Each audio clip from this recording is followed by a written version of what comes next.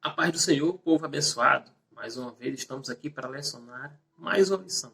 E a lição de hoje é a última lição do segundo trimestre de 2020. Tempo de conquista, fé e obediência no livro de Josué. A lição de hoje é a lição de número 13, que tem como tema Renovando a Aliança. O texto do dia diz assim: Serviu, pois, Israel ao Senhor todos os dias de Josué e todos os dias dos anciões, que ainda viveram muito tempo depois de Josué, e que sabiam toda a obra que o Senhor tinha feito a Israel. Josué, capítulo 24, versículo 31. Síntese diz assim: Deus é fiel, embora sejamos infiéis, e por isso Israel continua sendo alvo do seu terno amor e cuidado. Essa aqui é a nossa introdução da nossa aula, a última lição desse trimestre de 2020. Então, que você possa ficar conosco até o final desta aula, desse breve comentário. Com certeza Deus tem revelações aqui hoje para trazer ao seu coração e com certeza será de muita edificação. Depois de tempos de paz, depois das conquistas das terras, né? Deus dá um tempo de paz ao povo. Josué já é um homem mais velho e ele reúne o povo para 2 assembleias, e nessas 2 assembleias faz discursos, do qual vai trazer ao povo memória de algumas coisas, aconselhá-los a estar no caminho de Deus, sempre obedecendo a Deus.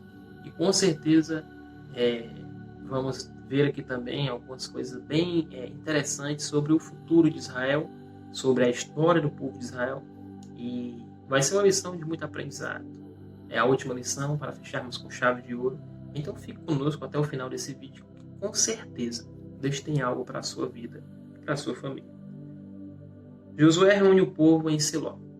Josué se reúne com o povo e lembra todos que ele já estava idoso, que não poderia mais os liderar e que sua partida para Canaã Celestial estava próxima. Então aqui o primeiro ponto da lição.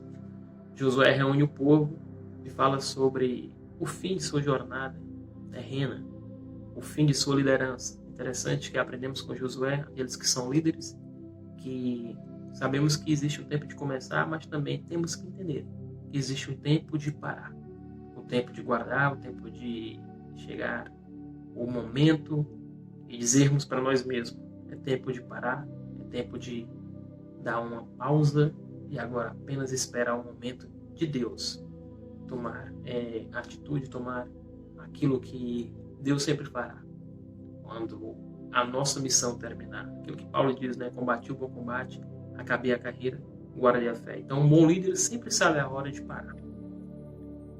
O discurso de Josué. Josué, num ato de amor e zelo, exortou os hebreus e os aconselhou a respeito das escolhas que deveriam fazer. Pois é, nesse momento, nessa assembleia, nesse discurso, Josué aconselhou o povo que escolhesse Deus. Sabemos que todos nós temos escolhas para fazer todos os dias, escolhas pequenas, grandes, escolhas que não influenciarão muito em nossas vidas, escolhas que influenciarão bastante nossa vida, decisões. Então, que você possa sempre escolher o bom, escolher a Deus. Escolha sempre a Deus.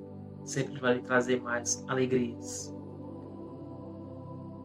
A justiça de Deus é implacável. No fim do discurso, Josué os lembrou de que, como nenhuma só palavra caiu de todas as boas palavras que falou, de vós, o Senhor, vosso Deus, todos vos sobreviveram. Nem delas caiu uma só palavra. Aquele que pretende servir ao Senhor não deve acreditar nunca que sua costumada fidelidade passará sem o castigo divino. Pois é, Josué aconselha ao povo a fazer escolhas boas. Josué diz ao povo que escolha Deus. Josué aconselha o povo a obedecer a Deus, porque o pecado é ruim. O pecado só traz tristezas. O pecado ele só traz desânimo. Há quem pergunte por que o homem não deve pecar. O homem não deve pecar, irmãos, porque quem mais sofre com o pecado é o próprio homem. Então, quem mais se machuca é o homem, é o ser humano quando peca. Então, privando Deus, o homem, de certas circunstâncias de tristeza, desânimos, desolações, Deus aconselha o homem a não pecar. Como diz, né, a palavra de Deus, que o pecado só gera a morte. Então, o salário do pecado é a morte. Mas o dom gratuito de Deus é a vida eterna. Então, ame os caminhos do Senhor. Fuja do pecado, de tudo aquilo que pode lhe causar tristeza e desânimo. A despedida de um líder. Ponto 2 aqui. Josué marcou outra assembleia, agora não mais para fazer um discurso de despedida, mas para trazer uma palavra profética. Então Josué narrou a história do povo hebreu. Ou seja, Josué, nesse momento de discurso, nesse segundo discurso, ele narra a história do povo hebreu para o povo hebreu. Ele fala do chamado de Deus a Abraão lá em Ur dos Caldeus, as promessas feitas, o nascimento de Isaac, a vinda de Jacó e Esaú, aos filhos, de Jacó, as tribos que se tornaram, ao momento em que o povo entrou no Egito a convite, mas se tornou escravo, ao momento em que Deus levanta Moisés como o libertador, o homem que tirou o povo hebreu do Egito, a passagem pelo Mar Vermelho, e Josué vai narrando toda a história do povo, aos 40 anos no deserto, a conquista de Canaã. Ele vai narrando ao povo para trazer memória ao povo e mostrar que Deus foi com eles em todo minuto, em todo segundo. Deus estava com eles. O memorial. Concluída a profecia, Josué conclamou ao povo a servir ao Senhor, como ele e sua casa o fariam. O povo aceitou de bom grado a proposta dele, renovando a aliança com o Senhor. Diante disso, Josué escreveu um pacto no livro da lei de Deus, e tomou uma grande pedra e erigiu ali debaixo do carvalho que estava junto ao santuário do Senhor. Os homens, com frequência, esquecem os compromissos morais e espirituais firmados, mas o Senhor nunca se esquece, pois nossas palavras ficam gravadas perpetualmente perante Deus. Josué marcou esse momento solene ao erigir debaixo de um carvalho uma grande pedra, dizendo que ele serviria para prestar testemunho. Então está aí Josué marcando com um memorial para toda a nação do povo, para todo aquele momento ser lembrado de que Deus é um Deus de memoriais, é um Deus que marca a história. E Josué estava se despedindo, mas a história já estava feita. E o livro de Josué termina, infelizmente, com morte. A morte de Josué, o enterro dos ossos de José e o falecimento do sacerdote Eleazar. Pois é, finaliza-se assim o livro de Josué. Porém, nos trouxe lições de um guerreiro de Deus, um homem exemplar, um ciclo de vida de muitas batalhas e muitas conquistas. E assim se encerra o livro de Josué. Mas também para complementar esta lição, o editor traz também mais um tópico para trazermos entendimento sobre o povo de Israel. E o terceiro tópico é um salto para o futuro. O renascimento de uma nação. Pois é, Josué morre, o sacerdote Eleazar também, o povo de Israel se assume na sua posição na terra prometida, conquistas, vitórias, juízes, e várias outras coisas acontecem na história do povo hebreu, do povo de Israel. O tópico final para nós aqui colocarmos na nossa mente e falar sobre um salto no futuro. E aqui a gente entende coisas que são bem interessantes para nós colocarmos como lição de vida para a nossa vida.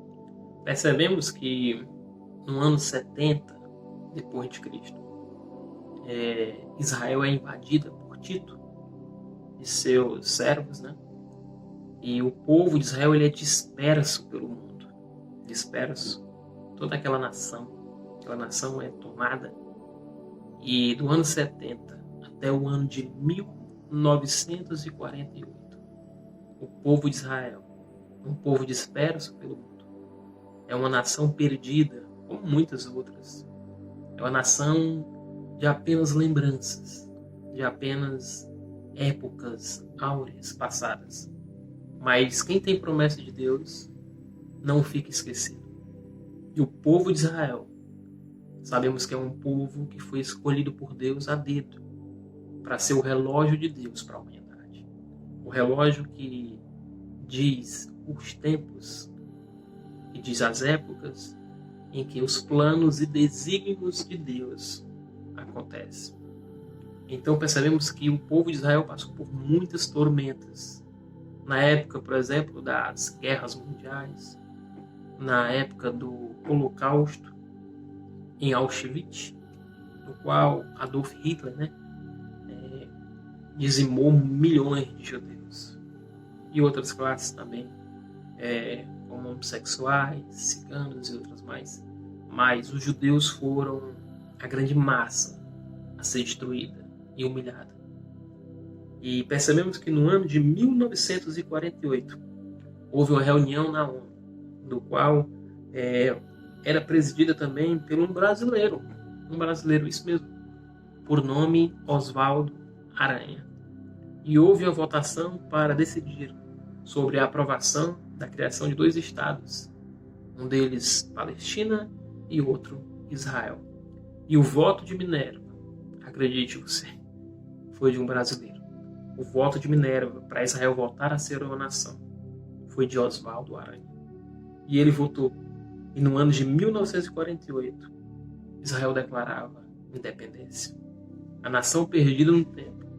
A nação que foi dispersada pela história, pelos povos, agora voltava a ser uma nação quase que como que um milagre de Deus.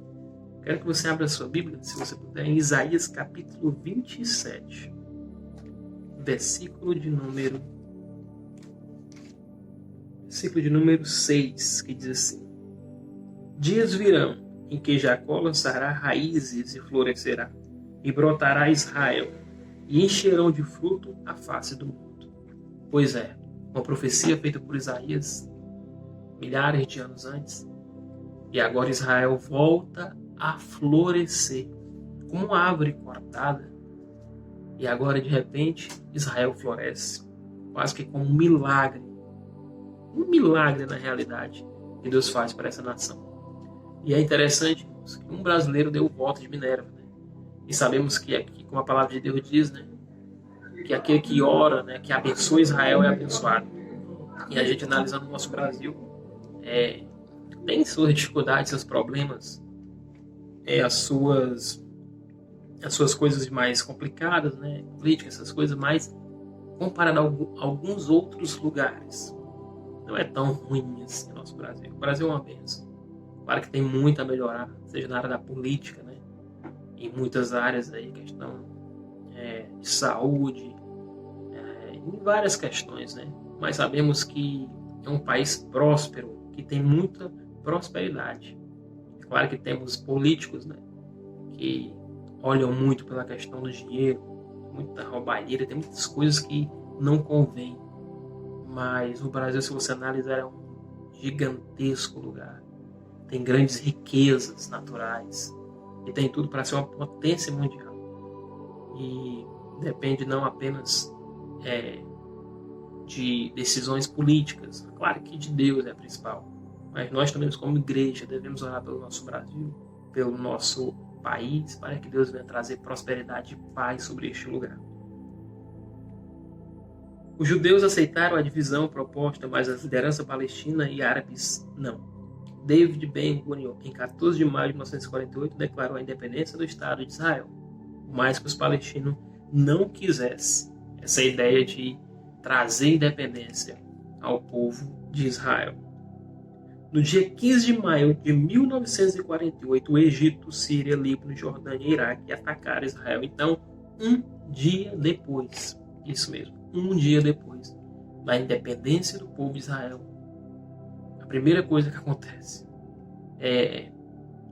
esses países aqui se juntam para combaterem contra Israel. A menina dos olhos de Deus, Israel, no seu primeiro dia de renascimento, teve que encarar uma batalha e venceu. Mas foram derrotados esses povos por Israel. Os descendentes de Jacó dominaram, além do seu território, mais da metade da área que pertencia ao Estado árabe. Então, queridos, a gente percebe aqui a mão de Deus sobre o povo de Israel, em cada detalhe, em cada momento na história, né? Imagina um uma independência, e um dia no outro já tem que encarar a guerra, né? Com os soldados, homens que alguns não eram preparados, outros sim, outros não, mas era algo muito dificultoso. Em 1973, Egito e Síria guerrearam contra Israel, mas o Altíssimo Deus aos hebreus outra grande vitória. E assim foi a história do povo de Israel até hoje, entre batalhas, guerras, vitórias. Todos os teus inimigos abrem a boca contra ti, ó Israel. Assobiam e rangem os dentes. Dize, devorando. Pois é, o mal sempre buscará razão para perseguir e destruir os que têm promessa. Então, como eu disse, Israel é a bússola de Deus para toda a humanidade.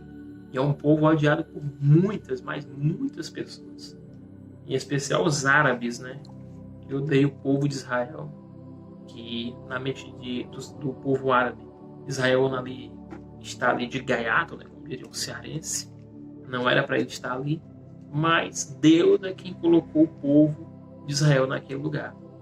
É por isso que há muita dificuldade, né? Entre a questão de palestinos e judeus, né? A questão da paz, né? A questão de trazer paz a esse povo. Então é uma dificuldade extrema naquele lugar ali, porque lutas, batalhas. Então é um momento lá todos os dias difícil, né? Até o momento já aconteceram 7 intifadas, que quer dizer uma palavra árabe, quer dizer levante e revolta, né? Dos árabes contra os judeus. Da população civil denominada Palestina contra o Estado de Israel. A primeira deu-se em 1987 e 1993, terminada por conta do acordo de paz com a OLP, liderada por Yasser Arafat. Quando Yitzhak Rabin era o primeiro-ministro, entre 2000 e 2005, aconteceu a segunda intifada, né?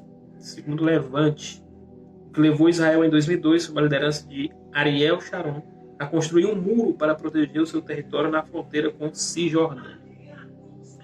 Quando menos se espera, surge nessa região mais um ponto de tensão, além do milenar desentendimento étnico por causa dos conflitos do século XX.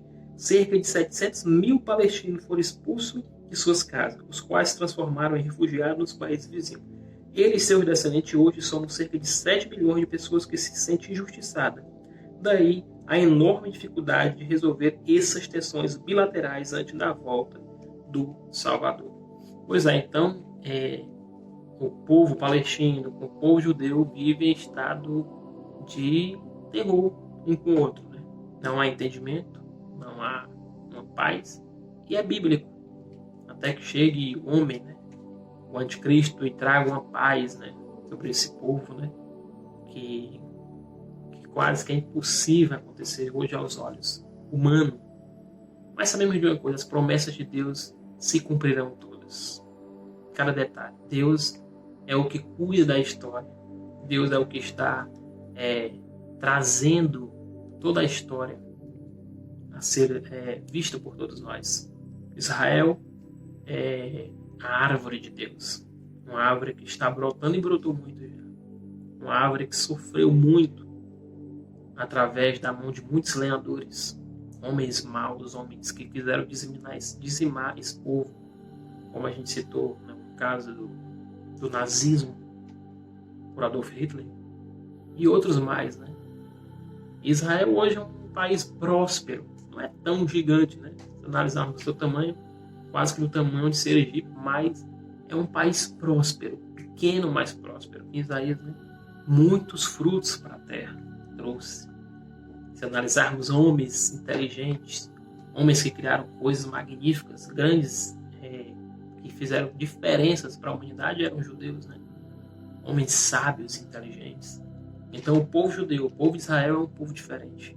Então possamos nós como igreja orar por esse povo, para que Deus venha abençoar a Israel, para que Deus venha trazer paz, alegria ao coração daqueles judeus sofridos, né? Mas não só judeus, claro, né? Ao todo mundo, né? A palestinos também, porque sabemos que são pessoas, são humanos, e precisam de nossas orações, devemos orar um pelo outro. Então que Deus possa abençoar a sua vida, ore um pelo outro, ore pela casa do seu irmão, da sua irmã, da sua família, da sua igreja, ore pelo Brasil, ore pelos políticos, ore pela presidência, ore por todos, porque devemos orar pela nossa nação. E que Deus possa abençoar a sua vida, esse trimestre foi um trimestre de aprendizagem. Sabemos também que essas lições que eu comecei a gravar também, muito embora foram por causa dessa pandemia, sabemos que algumas igrejas repetirão essa revista, né, de Josué, Fé e Obediência, no livro de Josué. Também virá uma nova revista, né, para obreiros, né, e jovens também, e que possamos cada vez mais buscar mais com afinco a palavra do Senhor no estudo, em oração, e Deus só tem a nos abençoar cada vez mais. Que Deus abençoe sua vida, sua casa, em nome de Jesus. Amém.